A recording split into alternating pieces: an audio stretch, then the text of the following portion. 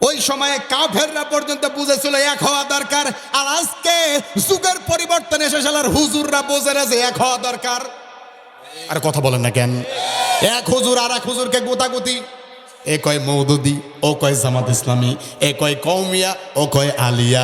কিন্তু প্রিয় কোরআনের পাখি আল্লামা সাঈদী আপনাদেরই তো সন্তান, সে আজ থেকে 20 বছর আগেই বলে গিয়েছিল, আলিয়া যদি আমার ডান চোখ হয়, কওমি আমার বাম চোখ। কিন্তু এদের ভিতরে ওই অনুগত্য নাই। কিছু কিছু এমন অবস্থা হয়েছে, হিংস্র কুকুরের চেয়ে ভয়ঙ্কর রূপ নিয়েছে। কথা বলেন ঠিক কিনা? আমার প্রিয় মাজলুম আমির হামজা ভাই, এই মানুষটার মতো ভালো কোনো মানুষ আপনি খুব কম পাবেন। বাংলাদেশে কয়েকজন আলেমের আমি নাম বলে দিতে পারি যে এরা প্রকৃত ভালো। আমির হামজা ভাই, আবু নসর আশরাফি সাহেব, ডক্টর ফয়জুল হক স্যার, এগুলো প্রকৃতই মানুষ। আরো ভালো আছে হয়তো আমার জানা নাই, কিন্তু আমি যাদের সাথে মিশেছি তাদের সম্পর্কে জানি এত ভালো মানুষ পাওয়া কঠিন। অথচ এই মানুষটাকে নিরীহ পেয়ে আজকে বাহাস শুরু হয়েছে। ভাই, আমাদের মাপকাঠি কারা হবে? আদর্শের মাপকাঠি হবে বিশ্বনবী জনাবে মুহাম্মদ রাসূলুল্লাহ সাল্লাল্লাহু আলাইহি ওয়াসাল্লাম। কোরআনের আয়াতের দলিল, লাকাদ কানা লাকুম ফি রাসূলিল্লাহি উসওয়াতুন হাসানাহ। আজকে সেইটা নিয়ে গোটাগুটি করতে করতে একটা পর্যায়ে গতকালকে একজন আলেম, ওস্তাদ সমতুল্য একজন আলেম, তিনি বললেন যে বেশি যদি বাড়াবাড়ি করা হয় তাহলে আমির হামজার কাছে আইনি নোটিশ পাঠানো হবে। কেন? আলেমদের মধ্যে মতানৈক্য তৈরি হবে, এটাই স্বাভাবিক। দুই গ্রুপ একসাথে বসে একটু সিদ্ধান্ত নিয়ে মীমাংসা করে দিলেই তো আমরা বাঁচি। কথা বলে না কেন? আমরা আলাদা হব কেন? ওই সময় কাফেররা এক হতে চাইছে, আর আজকে আমরা আলেমরা আলাদা হয়ে যাচ্ছি। তার মানে অবস্থা কত খারাপ চিন্তা করেন।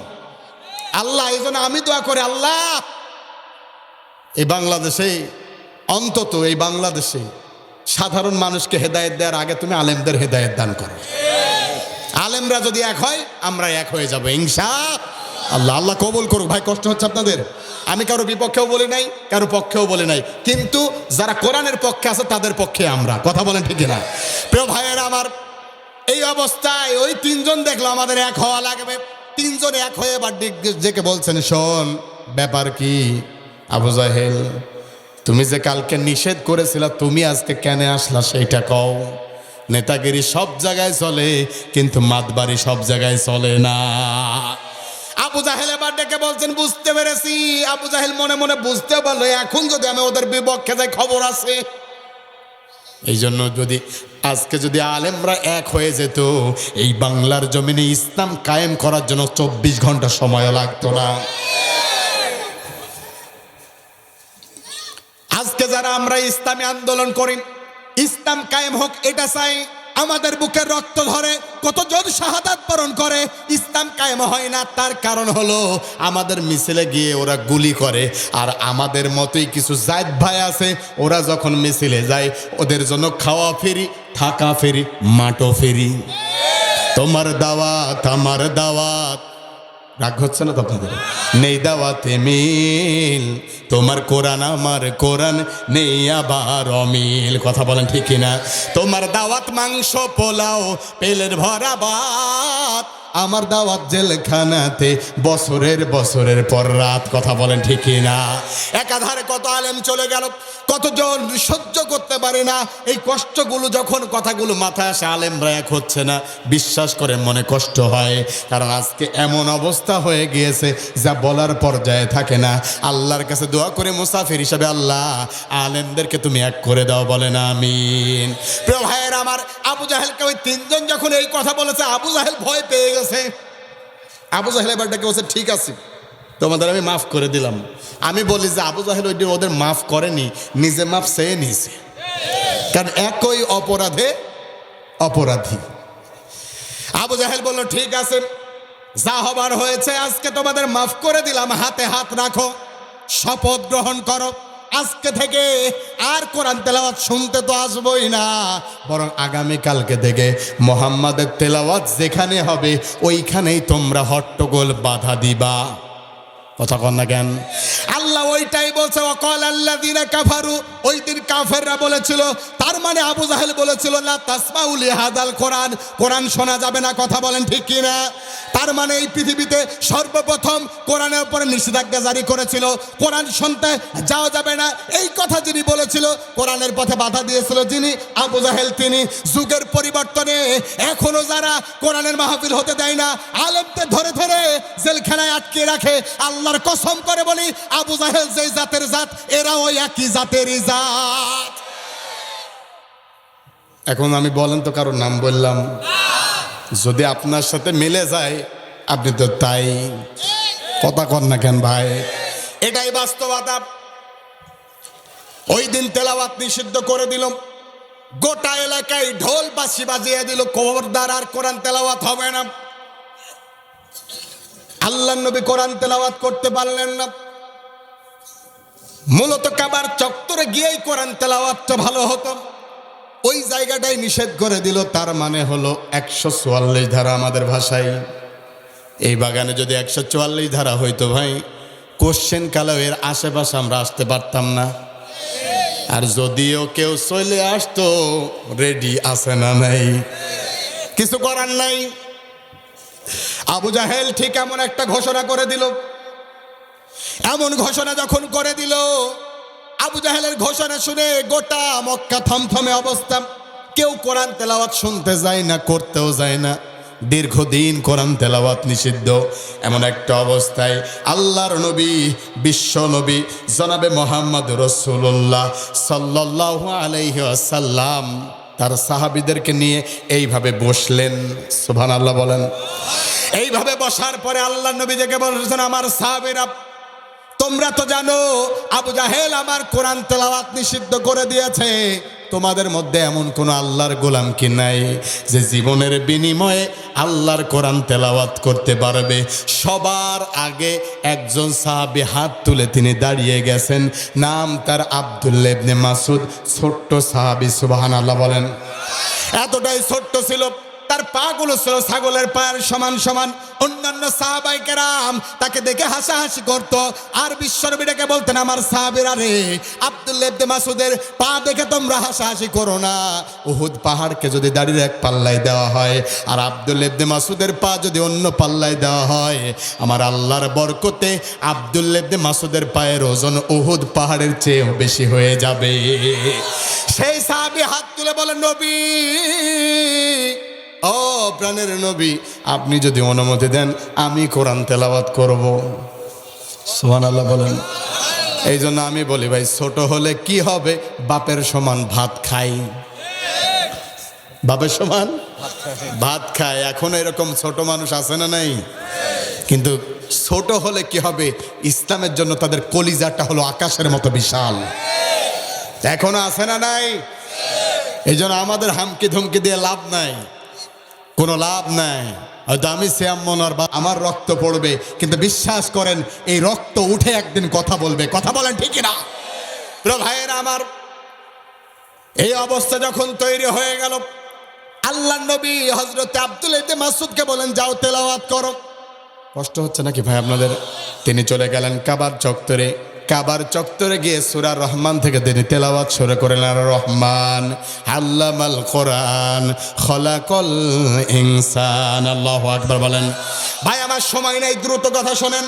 এই অবস্থায় আব্দুল্লাহ ইবনে মাসউদ এবার ডেকে বলেন, আমি তেলাওয়াত করব। তেলাওয়াত যখন শুরু করে দিয়েছে, মানুষের ভিড় জমে গিয়েছে। সুবহানাল্লাহ বলেন। কি কারণে জমলো ভাই? দুইটা জিনিসের উপরে মানুষের আকর্ষণ। কয়টা? একটা হলো নতুন জিনিস, আর একটা হলো নিষিদ্ধ জিনিস। স্টার জলসা, জি বাংলা, জি সিনেমা, যতই হুজুররা নিষেধ করে, আমার মা বোনেরা ততই বেশি শোনে, বেশি দেখে। কথা বলেন ঠিক না? প্রিয় ভাইয়ের আমার, ভালো করে খেয়াল করুন, ওই সময় এত লোক বেশি হওয়ার কারণটা কি? সবাই জানে কোরআন তেলাওয়াত করা যাবে না। মূলত সব অধিকাংশ মানুষ এসেছিল, আসার পরে তারা দেখতে যাচ্ছে, আহারে যার বুকের পাটা এত বড়, আবু জাহেল নিষেধ করার পরে কোরআন তেলাওয়াত করছে, কার বুকের পাটা এত বড় আমি দেখতে চাই। আল্লাহু আকবার। সবাই দেখার জন্য যখন এসেছে, আল্লাহ নবী সাহাবী আব্দুল্লাহ ইবনে মাসউদ তেলাওয়াত করছে, মানুষের ভিড় জমে গিয়েছে। আল্লাহু আকবার বলা যায় না ভাই? মানুষের ভিড় যখন জমে গিয়েছে, ওর মধ্যে থেকে এক মুনাফিকের বাচ্চা আবু জাহেলকে ফোন করেছে, হ্যালো, ঠিক কিনা? আচ্ছা ঠিক বললেন তো ভালো কথা ভাই, তখন কি মোবাইল ছিল? ঠিক বললেন কেন ভাই? আবেগ দিয়ে নয়, এখান দিয়ে আলোচনা শোনেন। যদি বিবেকের সাথে আবেগটাকে কাজে লাগান, ওটাই হবে ইসলামের পথ। কথা বলেন ঠিক কিনা? প্রিয় ভাইয়ের আমার, এই অবস্থায় ওর মধ্যে থেকে একজন মুনাফিকের বাচ্চা দৌড়িয়ে চলে গেল, আবু জাহেলকে ডেকে বললেন, আবু জাহেল, খবর তো খারাপ। কি হয়েছে? তোর 144 ধারা ভেঙে আব্দুল্লাহ ইবনে মাসউদ 288 ধারা বানাই দিছে। সুবহানাল্লাহ বলবেন। এই যে খবরটা পৌঁছায় দিছে, এর নাম হলো মুনাফিক। এখনো আছে না নাই? সকালবেলায় দেখা হয়, ফজরের নামাজ সেও পড়ে। ভাই তুই কত ভালো, তুই ইসলামী আন্দোলন করিস, তোর পথে আমি আসি, তোর সাথে আমি আসি, কোনো সমস্যা নাই। ঠিক যখন রাত গভীর হয়ে যায়, ইসলামী আন্দোলনের কর্মীরা বাড়িতে আসতে পারে না মামলার ভয়ে। হঠাৎ একদিন রাতে যখন বাড়িতে আসে বিবির সাথে একটু দেখা করার জন্য, ওই অবস্থায় এই মুনাফিকই আবার ফোন দেয়, হ্যালো স্যার, অমুকে আসছে, নিয়ে যান। চুপ করে থাক ধোকাবাজ, চোখে তোদের নাহি লাজ, গোড়া কেটে মাথায় ঢালিস পানি, তোদের চিনি, আর কতকাল করবি রে শয়তানি। এমন আছে না নাই? মুনাফিক আমরা চিনতে ভুল করি না। আর ইসলামী আন্দোলনের কর্মীরা আব্দুল্লাহ বিন উবাইকে মারিয়ে এত দূরে এসেছে। কথা বলেন ঠিক কিনা? প্রিয় ভাইয়েরা আমার, এই অবস্থায় আব্দুল্লাহ ইবনে মাসউদ তেলাওয়াত করছে, আবু জাহেলের কাছে খবর চলে গেল। আবু জাহেল এসে বলছেন, এ থাম, নেতা তো একটা হাক ডাক আছে না নেই? তুই আমাকে চিনিস? ওরে বাবা, তুমি কে ভাই? কয় আমি অমুক নেতার খালাতো ভাইয়ের মামাতো ফুফার ছেলে, শালার ছেলে। আপনি হিসাব করে কুল পাবেন না নেতার উনি কে হয়। উনার আবার বিশাল পাওয়া।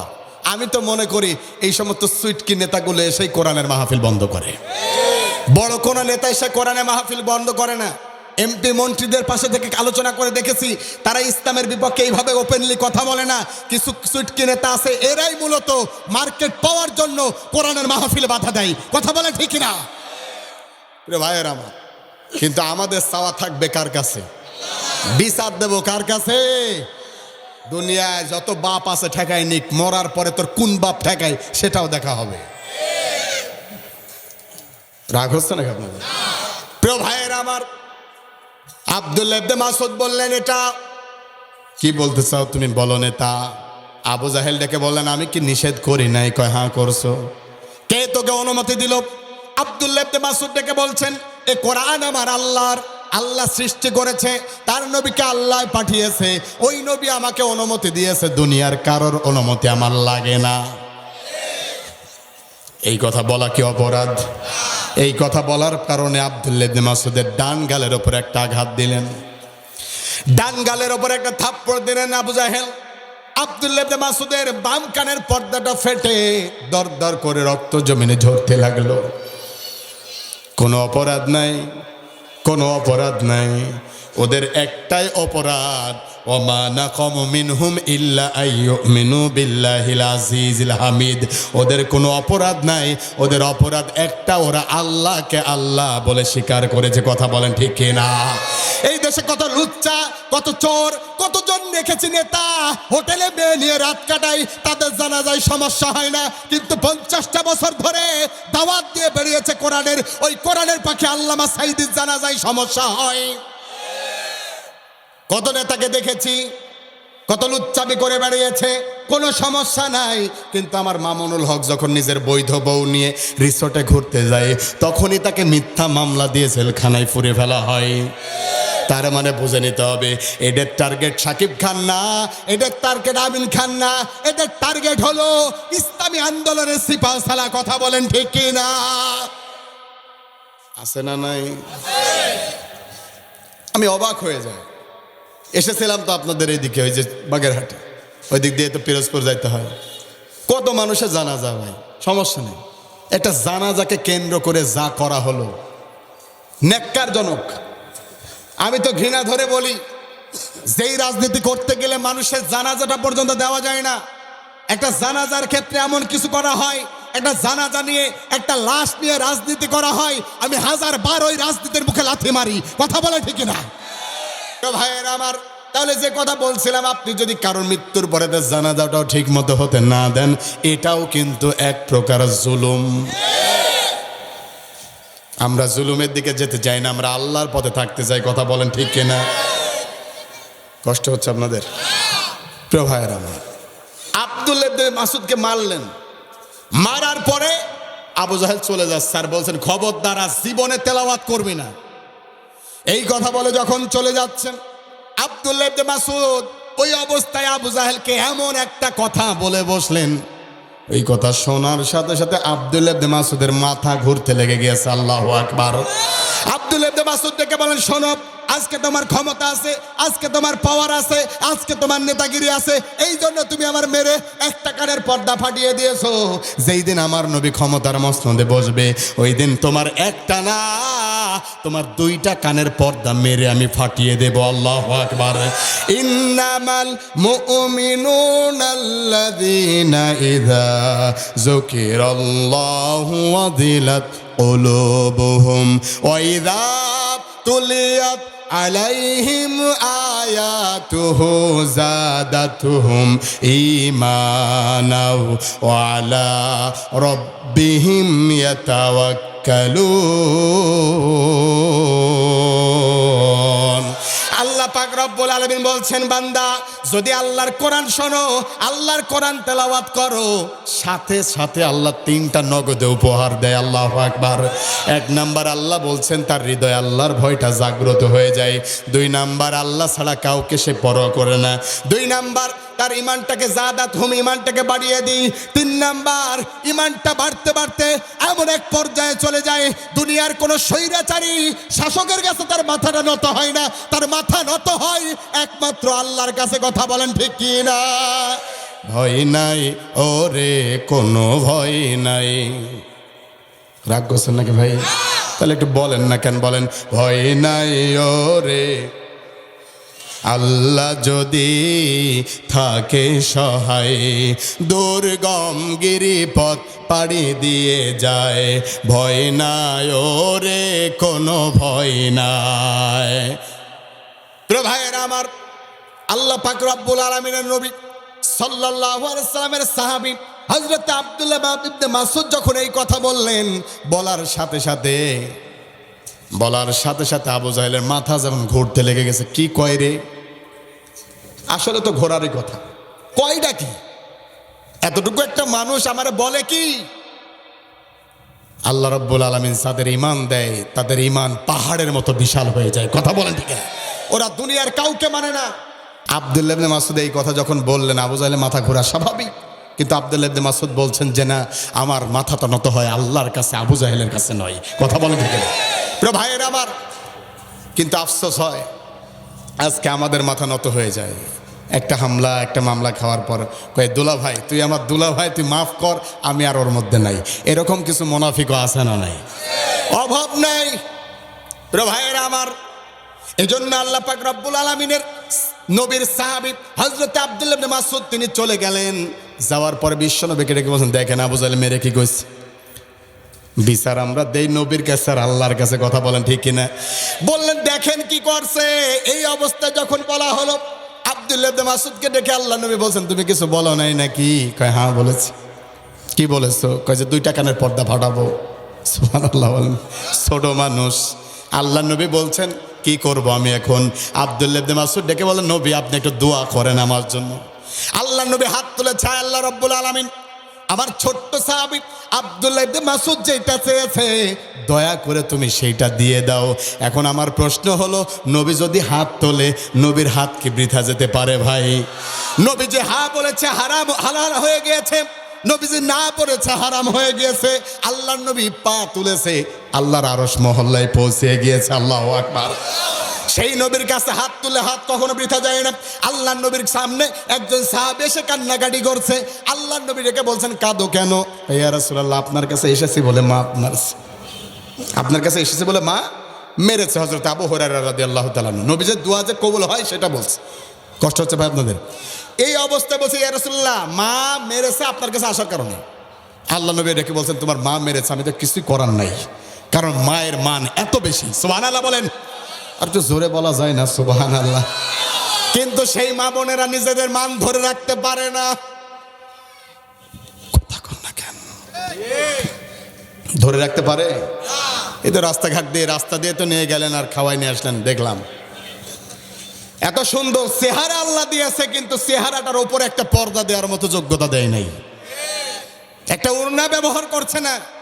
আমি তো মনে করি যেই সমস্ত ভাইয়েরা, রাগ করবেন না, যেই সমস্ত ভাইয়েরা বাবাজিরা তার মেয়ে আর বউদেরকে পর্দায় নিয়ে বেড়াতে পারে না, এরা পুরুষ না, এরা পুরুষ নামের হিজড়া। আর যে মা বোনেরা পর্দা করে না, ওরা ওই একই জাত। কথা বলেন ঠিক না? আশ্চর্য কথা, আপনার লজ্জা লাগে না? আপনি তো মুসলমান। এই যে যশোরে নামাজ পড়লাম, যশোর রাজারহাটে জুমার নামাজ পড়লাম একদিন, দেখে একজন, ওই যে ভাই আপনার নাম কি? আপনার মতো একজন যুবক, ফর্সা সুন্দর দেখতে, ওর বউটা নিয়ে এসে ব্রেক করলো মসজিদের সামনে। ব্রেক করার পরে ওর বউ গিয়ে নামাজ পড়তে লাগলো, ও বউকে রেখে ও নামাজ পড়তে গেল। নামাজ সব শেষ, সবার শেষ, ওর নামাজ শেষ হয় না। ও যখন বের হবে তার কিছুক্ষণ আগে মুসল্লিরা সব বেরিয়ে, ও বের হয়ে দেখছে ও সমস্ত মুসল্লি ওর বউয়ের দিকে চোখ, মানে একটা উড়নাও পড়ে নাই। আমি তো মনে করি এইটা নামাজ পড়া বুঝেছে, কিন্তু পর্দা করা যে নামাজ পড়ার মতোই ফরজ, এইটা আর বোঝে নাই। কথা বলেন ঠিক না?